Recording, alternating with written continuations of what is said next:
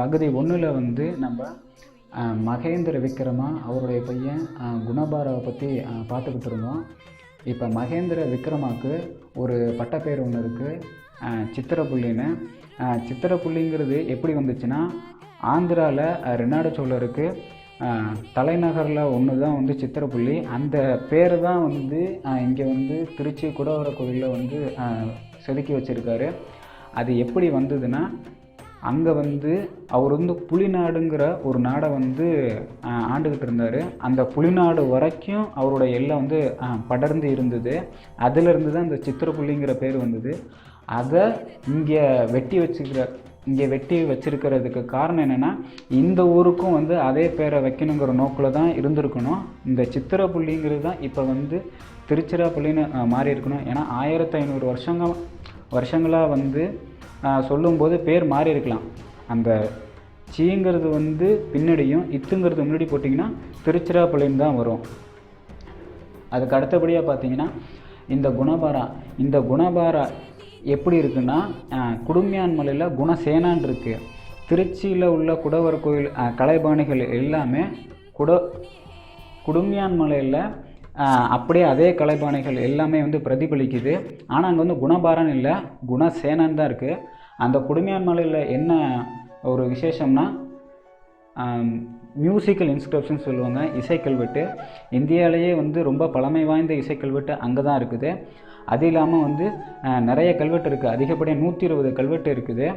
அந்த இசைக்கல்வெட்டில் என்ன சொல்கிறாங்கன்னா, ஸ்வரங்கள், அதாவது வந்து இப்போ நம்ம ஸ்வரம்னு சொல்கிறோம், 1500 வருஷத்துக்கு முன்னாடி அது வந்து ஜத்தின்னு சொல்லுவாங்க. ஸ்வரங்களை வந்து மாற்றி போட்டு பார்த்து அந்த ஒரு இசைக்கருவியில் வந்து வாசிக்க முடியும் அப்படின்னு சொல்லி அதில் கல்வெட்டில் செதுக்கி வச்சுருப்பார். அந்த இசைக்கருவியின் பேர் வந்து பரிவர்த்தனைன்னு சொல்கிறது. அவர் வந்து வீணையை சொல்கிறாரா இல்லை யாழை சொல்கிறாரான்னு தெரியல, ஆனால் இது ரெண்டுத்தில் ஒன்று தான். இந்த பரிவர்த்தனையும் இதை பற்றியும் திருமயம் கோயிலில் வந்து சொல்கிறாரு. அங்கேயும் வந்து இதே பரிவர்த்தனையை பற்றி எழுதியிருக்காரு. ஆனால் அங்கே வந்து ரொம்ப சிதைஞ்ச நிலையில் இருக்குது கல்வெட்டுகள் எல்லாம். திருச்சியில் உள்ள குடவர கோயிலில் என்ன சொல்கிறாரோ சங்கராஞ்சத்தி, அதே போல் தான் வந்து குடுமியான் மலையிலே வந்து சங்கராஞ்சத்தின்னு சொல்கிறாரு. இந்த கலைபாணிகள் போலவே திருச்சி குடவர கோயில், குடுமியான்மலை குடவர கோயில், திருமயம் குடவர கோயில் எல்லாமே ஒரே கலைபாணி தான். இதே போல் திருச்சியில் உள்ள திருவள்ளரை, மண்ணச்சநல்லூர் பக்கத்தில் இருக்க திருவள்ளரை, அங்கேயும் இதே கலைபாணியில் தான் வந்து குடவர கோயில் ஒன்று இருக்குது. ஒன்று முடிக்கப்பட்டதாகவும் இன்னொன்று வந்து முடிக்கப்படாமல் சிதைஞ்ச நிலையில் இருக்குது. இது போலவே இங்கே இருக்கிற 4 குடவர கோயில் போலவே கலைபாணிகள் எங்கே இருக்குன்னா, சென்னையில் குரோம்பேட்டு பக்கத்தில் வந்து பல்லாவரம் இருக்குது. அந்த பல்லாவரத்துலேயும் இதே போல் கலைபாணிகள் தான் இருக்குது. அங்கேயும் வந்து தெலுங்கு பட்டப்பேர்கள்லாம் வந்து எழுதியிருக்காரு. யாருன்னா இந்த குணபாரா மகேந்திர விக்ரமா 2 பேர்த்தோட பேருமே அங்கே இருக்குது. வெண்டலை விட்டு அப்படிங்கிறதெல்லாம் அங்கே தெளிவாக எழுதியிருக்கு. அதுக்கப்புறம் பார்த்திங்கன்னா, இந்த மகேந்திர விக்ரமாவோட வம்சாவளிகளை பற்றி பார்க்க போகிறோம். இந்த சைடு வந்து சோழ மகாராஜா மார்பிடுகு புண்ணிய குமர முத்துராஜு, இவரோட பசங்க விக்ரமாதித்யா, சக்திகுமார, விக்ரமாதித்யா 2, அதாவது வந்து இவர் 1 விக்ரமாதித்யா 1, இவர் விக்ரமாதித்யா 2. விக்ரமாதித்யாவுக்கு 2 பசங்க, உத்தமாதித்யா, சத்யாதித்யாவுக்கு ஒரு பையன் விஜயாதித்யா. இப்போ இதனுடைய வந்து கல்வெட்டுகள்லாம் எங்கே இருக்குன்னு இப்போ நம்ம பார்ப்போம்.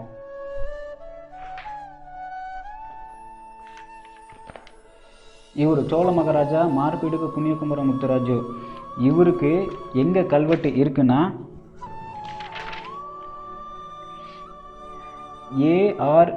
ARSIE, அதாவது annual report of south Indian epigraphy number 174 1931 to 32, அதாவது 1931-32 வருஷத்தில் அந்த எபிகிராஃபி நம்பர் 174ல் இவரை பற்றி வந்து கல்வெட்டுகள் சொல்லுது. அதுக்கப்புறம் பார்த்திங்கன்னா, இவருக்கு ஒரு மனைவி இருந்திருக்காங்க. அந்த மனைவி பேர் வந்து வசந்தபோரி சோழமாதேவி.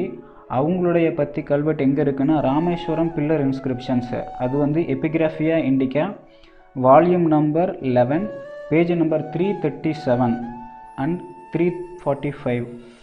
அதுக்கப்புறம் வந்து south Indian inscriptions volume 9 page number 407, அதாவது இன்ஸ்கிரிப்ஷன் நம்பர் 400. அதுக்கப்புறம் வந்து விக்ரமாதித்யாவோட அந்த இன்ஸ்கிரிப்ஷன் எதில் இருக்குன்னா JIH வால்யூம் வந்து 15 பேஜ் நம்பர் 40 இருக்குது. இவங்க 2 பேர்த்தின பற்றி இன்ஸ்கிரிப்ஷன்ஸ் எதில் இருக்குன்னா சக்திகுமாரா, அதுக்கப்புறம் அவரோட பையன் விக்ரமாதித்யா, இவங்க 2 பேர்த்தை பற்றி இருக்குது. 3 இன்ஸ்கிரிப்ஷன் சொல்லுது. ஒன்று வந்து கமலாபுரம் தாலுக்கு, சிலம்குரு, நல்லுச்சேரு வல்லு, புலிவெண்டல தாலுக்கு, கடப்பா டிஸ்ட்ரிக்கு, அதுக்கப்புறம் வந்து பைரவகொண்டா, கிண்டலூர் தாலுக்கு. இந்த தாலுக்கில் இந்த இடத்துலலாம் வந்து இந்த சக்திகுமாரா, விக்ரமாதித்யா இவங்க 2 பேர்த்தின பற்றி கல்வெட்டுக்கள் எல்லாம் சொல்லுது. அதுக்கப்புறம் வந்து விக்ரமாதித்யாவுக்கு 2 பசங்க, உத்தமாதித்யா, சத்யாதித்யா. உத்தமாதித்யாவுக்கு தான் வந்து சோழ மகாராஜா அப்படிங்கிற வந்து ஒரு பட்டம் இருக்குது. அது எதில் சொல்கிறாருன்னா கமலாபுரம் தாலுக்கு, கடப்பா டிஸ்ட்ரிக்டில் கல்வெட்டு சொல்லுது. அந்த கல்வெட்டு வந்து எதில் இருக்குன்னா annual report of south Indian epigraphy number 297, year வந்து 1937 to 38. அதுக்கப்புறம் Epigraphia Indica volume number 27 page number 240 to 242. இந்த புக்கில் வந்து உத்தமாதித்யா பற்றியான இன்ஸ்கிரிப்ஷன் கல்வெட்டுகள் எல்லாம் சொல்லுது. சத்யாதித்யாவோட பையன் விஜயாதித்யா, இவரை பற்றின கல்வெட்டு எங்கே இருக்குன்னா மேலப்பேடுங்கிற இடத்துல இருக்குது. அது எந்த புக்கில் இருக்குன்னா ARSI annual report of south Indian epigraphy number 393 of 1904, அந்த இடத்துல அந்த புக்கில் வந்து இருக்குது. அதுக்கப்புறம் Epigraphia Indica volume number 11 page number 343. அந்த இன்ஸ்கிரிப்ஷன்ஸ் எங்கே இருக்குன்னா இதெல்லாம் வந்து சமல்லூர் அந்த இடத்துல இந்த இன்ஸ்கிரிப்ஷன்ஸ் எல்லாம் இருக்குது. அதுக்கப்புறம் பார்த்திங்கன்னா இந்த குணமுடித்தாங்கிறது இவர் பேர் வந்து குணா அப்படின்னு தான் இருக்கும். இந்த முடிடாசியில் இருந்து தான் இந்த முடிட்டா அப்படிங்கிறது வந்திருக்கு. இந்த முடிடாசினாலும் முத்துராஜினாலும் முத்தரையர்னாலும் எல்லாம் ஒன்று தான். இவருக்கு இன்னொரு பட்டப்பேர் இருக்குது, பிணப்பிணுகு.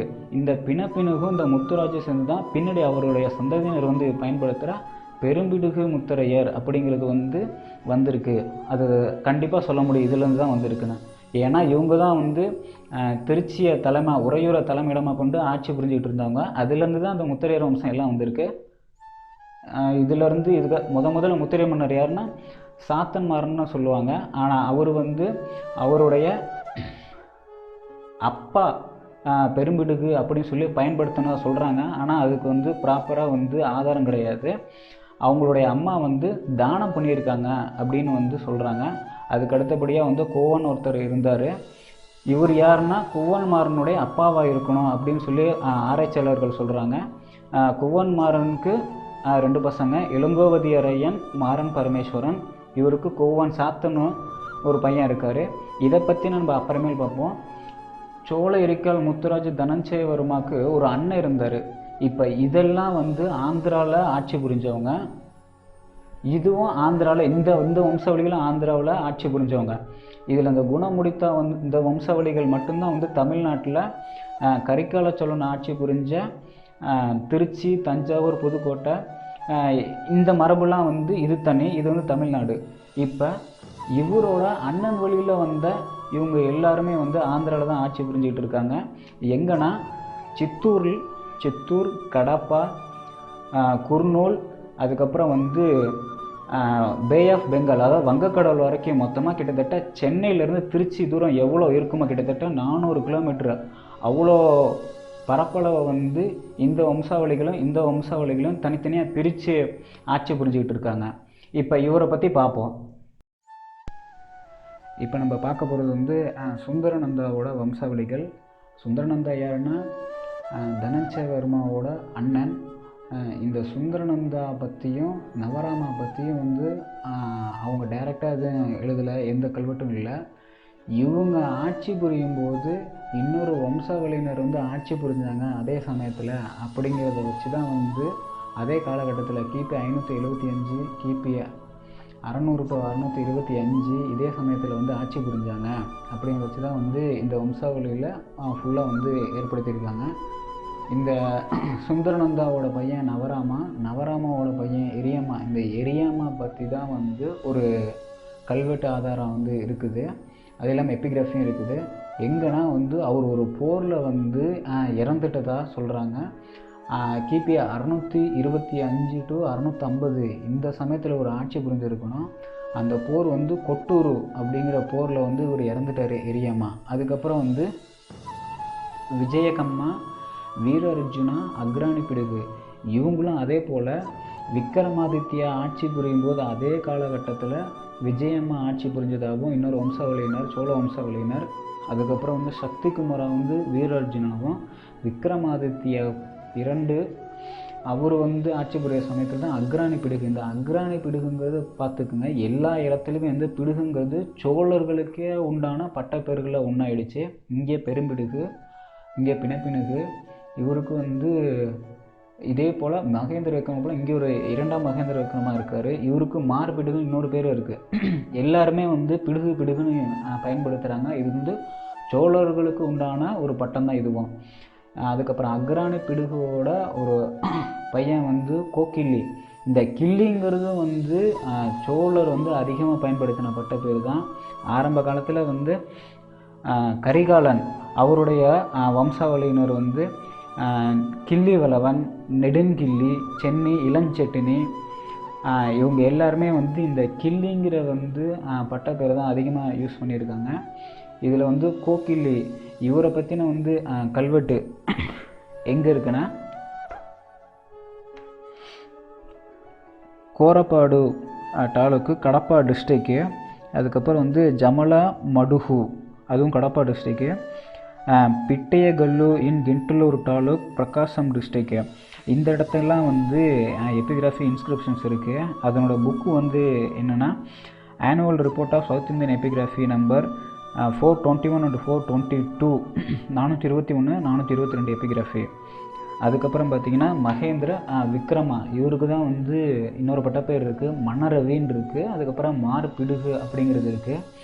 இவர் எந்த காலகட்டத்தில் ஆட்சி புரிஞ்சானா கிபி 750 755 வரைக்கும் தான் அவரால் ஆட்சி புரிய முடிஞ்சது. ரொம்ப ஒரு குறுகிய காலம்தான் ஆட்சி புரிய முடிஞ்சது. என்ன காரணம்னு தெரில. அதுக்கப்புறம் வந்து அவருக்கு 2 பசங்க, இளம்ஜோலா, கப்பிபோல முத்துராஜு.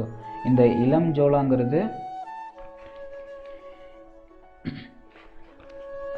நலுச்சேருவலுப்பள்ளி இன் புலிவேடு தாலுக், கடப்பா டிஸ்ட்ரிக்கு.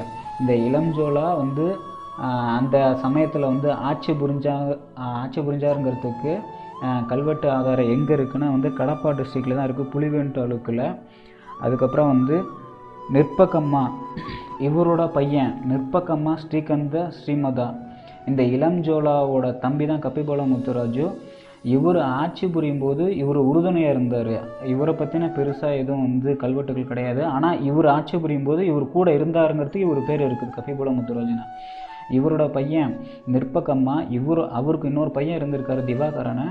இவங்க திவாகரும் நிற்பகம்மாவுக்கும் டைரெக்டாக எந்த இன்ஸ்கிரிப்ஷன்ஸும் நேரடியாக எந்த இன்ஸ்கிரிப்ஷன்ஸும் எபிகிராஃபியும் எதுவும் இல்லை.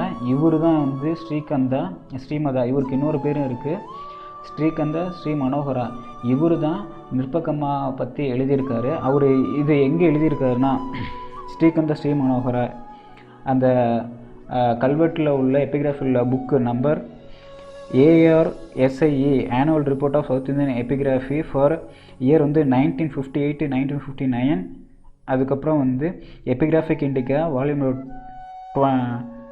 15 பேஜ் நம்பர் 44 வந்து இவரை பற்றின கல்வெட்டு எபிகிராஃபிலாம் வந்து மென்ஷன் பண்ணியிருக்காங்க. இது எங்கன்னா அதுக்கப்புறம் வந்து இந்த ஸ்ரீகந்த மனோகரா வந்து விஜயால சோழனுக்கு அப்பான்னு சொல்லி தமிழ்நாட்டில் சுந்தர சோழா அவர் வந்து எழுதி வச்சுருக்காரு. ஆனால் அவர் சொல்கிறதுல வந்து ஒரு கால வரையறை வந்து சரியாக வரலை. ஏன்னா இவர் ஆட்சி புரிஞ்சதே வந்து கிபி 825, அதிலிருந்து 25 வருஷம் 850.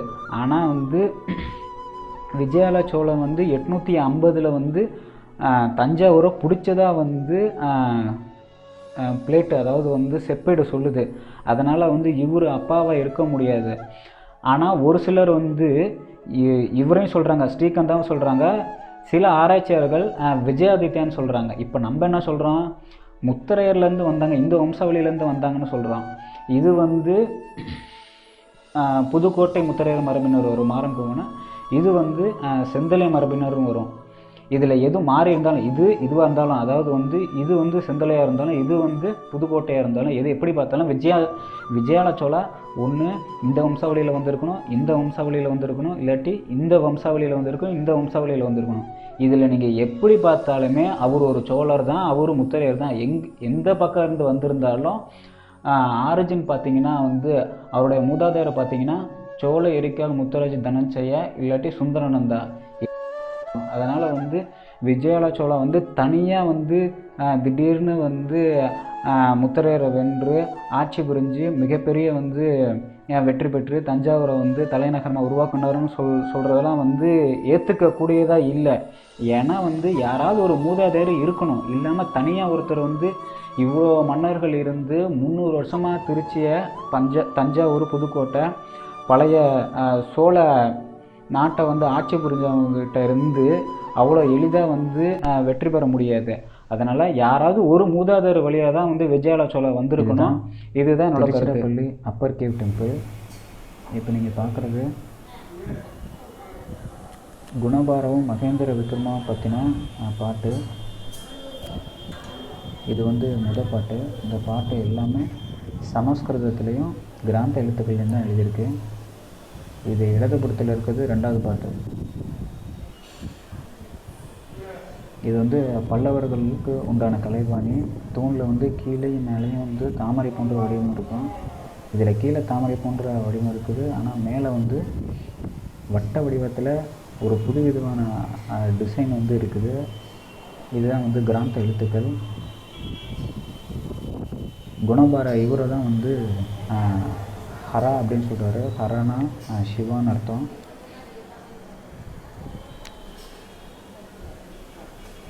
இது போல் வந்து கலை வேலைப்பாடுகள்லாம் இங்கே தான் ரொம்ப அரிதாக காணப்படுது. இந்த குகை கோயிலில் மொத்தமாக 4 தூண்கள் இருக்கும். அந்த 4 தூண்களுமே வந்து கிராந்த எழுத்துக்களில் தான் வந்து கல்வெட்டு எல்லாமே இருக்குது.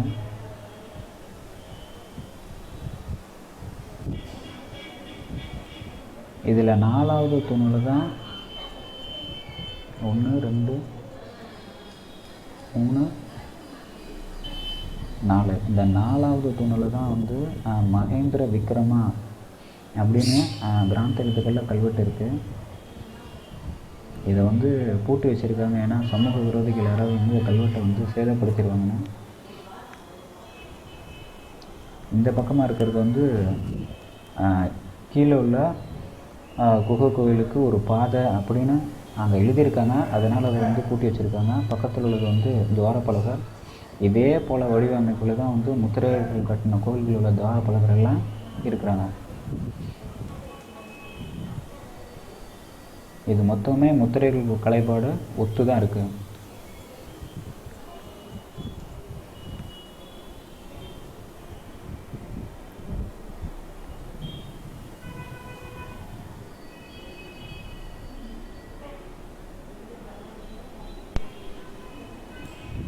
இதுதான் திருச்சிராப்பள்ளி லோயர் கேவ் டெம்பிள்.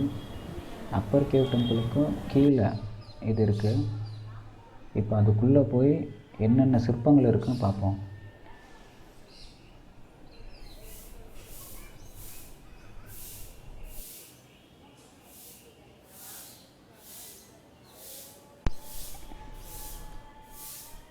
இந்த லோயர் கேவ் டெம்பிளில் அந்த மேலே பாருங்கள், சித்திரக்குள்ளர்கள், அதுக்கப்புறம் சின்ன சின்ன குரங்கு வடிவத்தெல்லாம் சிற்பம் இருக்கும். இதே போல் தான் வந்து நார்த்தமலையில் சிற்பங்கள் இருக்குது. குறிப்பாக பலிலீஸ்வரம். இந்த தூண்கள் வந்து குடுமியான் மலையில் உள்ள குகை கோயிலில் இதே போல் வடிவத்தில் தான் இருக்குது. இந்த தூண் வடிவமைப்பு மாதிரியாக தான் அங்கேயே இருக்குது. இது வந்து சிவனுக்கு உண்டான கோயில். இது மேற்கு பகுதியில் இருக்குது. இதுக்கப்புறம் உள்ள கடவுள்லாம் பார்ப்போம். அது முதல்ல உள்ளது விநாயகர். அது வந்து வயிற்று பகுதியை வந்து வெட்டி எடுத்திருக்காங்க. சேதமடைந்திருக்கு அதிகமாக. இதுக்கு அடுத்து வந்து சிவன், இதுக்கு அடுத்து உள்ள சிற்பம் வந்து பிரம்மா, 3 தலை இருக்குது பாருங்கள். இதுக்கு அடுத்து உள்ளது பின்னாடி தலைக்கு பின்னாடி வட்டமாக இருக்கிறது வந்து சூரிய கடவுள். அதுக்கடுத்து பெண் தெய்வமான பார்வதி. அப்படியே அந்த மேற்கு பகுதிக்கு அப்படியே எதிர்ப்புறமாக இருக்கிறது வந்து விஷ்ணுக்கு உண்டான கோவில் கிழக்கு பகுதியில் இருக்குது. இதே போல் தான் விஜயாலட்சுமீஸ்வரம் நார்த்தமலையில் கிழக்கில் வந்து சிவனுக்கும் மேற்கில் வந்து விஷ்ணுவுக்கும் இருக்கும். இந்த மொத்த கலை வேலைப்பாடுமே முத்திரையர்கள் கலைமானி ஒத்து தான் இருக்குது. இதுவும் இந்த இமேஜோடு உங்களுக்கு நான் வந்து சைடில் காட்டுறேன். குடுமியான் மலையில் உள்ள தூண் இதே வடிவத்தில் தான் இருக்கும். இங்கேயும் இந்த லோயர் கேவ் டெம்பிளில் எந்த கல்வெட்டும் இல்லை. ஆனால் வந்து பல்லவர் குகை கோவில் அப்படின்னு போர்டு வச்சுருக்காங்க.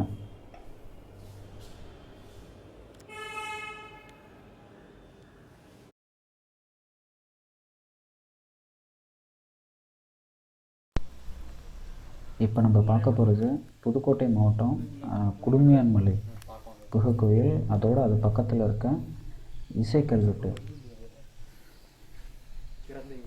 இதான் வலம்புரி விநாயகர். இதுக்கு பக்கத்தில் தான் வந்து இந்தியாவிலேயே ரொம்ப பழமையான இசைக்கல்வெட்டு இருக்குது. கொஞ்சம் பக்கத்தில் போனால் கொஞ்சம் தெளிவாக தெரியும்.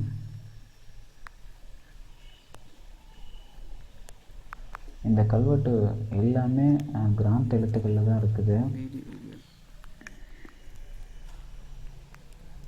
இதுதான் வந்து தனித்தனியாக பிரித்து எழுதியிருக்காங்க. அதாவது இசை சரிகம பதனி 7 ஸ்வரங்களை பற்றியும் தெளிவாக எப்படி வாசிக்கணும் அப்படின்னு கல்வெட்டில் செதுக்கி வச்சுருக்காங்க. முன்னாடி இருந்து பார்க்கும்போது அந்தளவுக்கு தெளிவாக தெரியாட்டாலும் இப்போ அடுத்த குகை கோயில் அதிலிருந்து வீடியோ எடுக்கும்போது கொஞ்சம் தெளிவாக நல்ல தெளிவாக தெரியும்.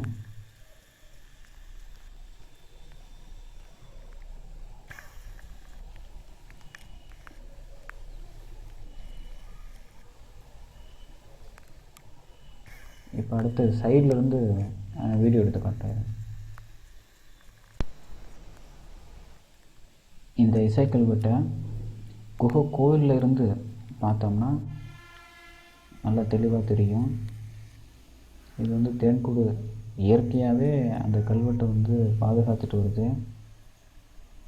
அதனால தான் வந்து பெருசாக இந்த கல்வெட்டுகள் எதுவும் சேதம் அடையலை, இல்லாட்டி மனிதர்களால் சேதமாயிருக்கும். இந்த இசையை வந்து பரிவர்த்தனை அப்படிங்கிற இசைக்கருவி மூலயமா வாசிக்க முடியும் அப்படின்னு குணசேனா எழுதியிருக்காரு. அங்கே குணபாரம்னு சொல்லியிருப்பாங்க திருச்சிராப்பள்ளி குகை கோவிலில். இங்கே வந்து குணசேனா அப்படின்னு கல்வெட்டு இருக்குது. இதே போல் இசை கல்வெட்டு திருமயத்துலையும் இருக்குது. இதே குணசேனா இதே பரிவர்த்தனை பற்றி பேசியிருக்காரு.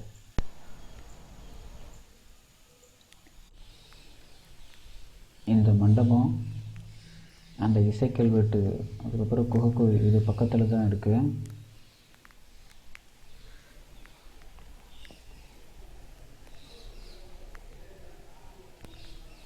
இந்த மண்டபத்துலேயும் கிராந்த் எழுத்துக்களில் நிறைய கல்வெட்டு இருக்குது.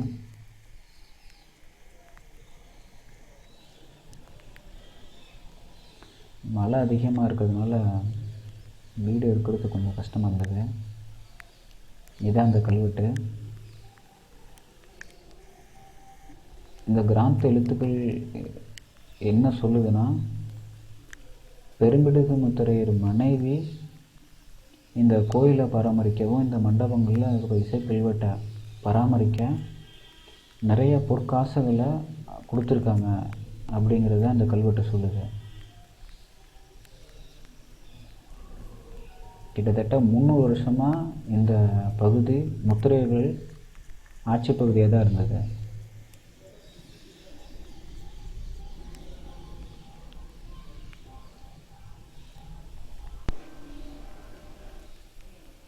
இது வந்து அந்த இசைக்கல்வெட்டுக்கு முன்னாடி உள்ள கோயிலும் மண்டபமும் இதான் அந்த மண்டபம், அந்த இசைக்கல்வெட்டுக்கு முன்னாடி இருக்குது. இந்த கோயில் வந்து சோழர் காலத்தில் கட்டினது, அதாவது கிபி 850க்கு அப்புறம். இங்கேயும் வந்து தமிழில் கல்வெட்டுகள் இருக்குது. இந்த கல்வெட்டுலாம் பரந்தக்க சோழா அவரோட ஆட்சி காலத்தில் செதுக்கப்பட்டது. பரந்தக்க சோழா இங்கே வந்ததையும் அவரோட ஆட்சியை பற்றியும், அவர் இந்த கோயிலுக்கு வழங்கின நிலங்கள் பற்றியும், பொற்காசுகள் பற்றியும், மாடுகள் ஆடுகள் அதை பற்றியும் வந்து இருக்குது. இந்த கலை ஆய்வோட நோக்கம் என்னென்னா, பிற்கால சோழர்கள், அதாவது விஜயாலய சோழன் தான் முத வந்தார் அப்படின்னு எல்லாரும் சொல்கிறாங்க ஆராய்ச்சியாளர்கள். ஆனால் கிபி 600லேயே வந்து சோழர்கள் வந்துட்டாங்க. அதிலிருந்து வந்தவங்க தான் முத்தரையர். அதுக்காக தான் இந்த கலாய்வு. இந்த குடுமியான் மலையும் இந்த திருச்சிராப்பள்ளியில் உள்ள குகை கோயிலும், இது ரெண்டுத்துலேயுமே முத்திரையர்கள் பற்றியும் சோழர்களை பற்றியும் தான் அதிகப்படியான கல்வெட்டு இருக்குது. பல்லவர்களை பற்றி ரொம்ப கம்மியான கல்வெட்டு தான் வந்து சொல்லவே இருக்குது ரெண்டுமே. அதனால் விஜயாலய சோழன் தான் வந்து பிற்கால சோழரை உருவாக்குனார் அப்படிங்கிற கருத்து தவறு. அதுக்கு முன்னாடியே வந்து சோழர்கள் ஆட்சி புரிஞ்சாங்க. அதோடு சேர்ந்து முத்திரையர்கள்ங்கிற அரசாட்சியை உருவாக்குனாங்க. மறுபடியும் முத்திரையர்கள் தான் வந்து சோழருங்கிற பேரை கொண்டு